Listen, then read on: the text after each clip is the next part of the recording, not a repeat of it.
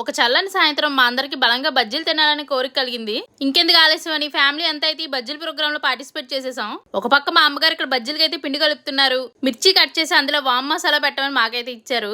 ఆ పని తీసుకెళ్లి నేను మా డాడీకి అప్ప చెప్పాను. అయ్యానికి వాళ్ళ అమ్మమ్మ అప్ప చెప్పిన పని వాళ్ళ తాత తీసుకుని చేసేస్తున్నాడు అని చెప్పేసి వాడికి ఇక్కడైతే హట్ అయ్యాడు. వాళ్ళ తాత మీద వాళ్ళ డాడీ కంప్లైంట్ కూడా ఇస్తున్నాడు. మొన్న ఎక్కడ ఈ మిరపకాయల బజ్జీకి ఒక వైరల్ టిప్ అయితే చూసానండి.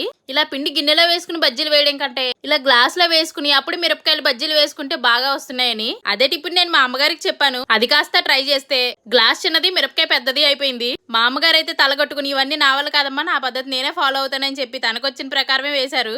అంతే కదా, ఒక్కొక్కసారి సోషల్ మీడియాస్ లో చూసిన టిప్స్ అన్ని అందరికి వర్కౌట్ అవ్వవు.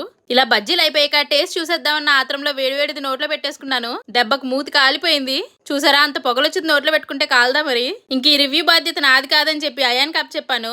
అయాన్ టేస్ట్ చేసి చెప్తున్నాడు చూడండి, బజ్జీలు సూపర్ వచ్చాయంట. Please like and subscribe.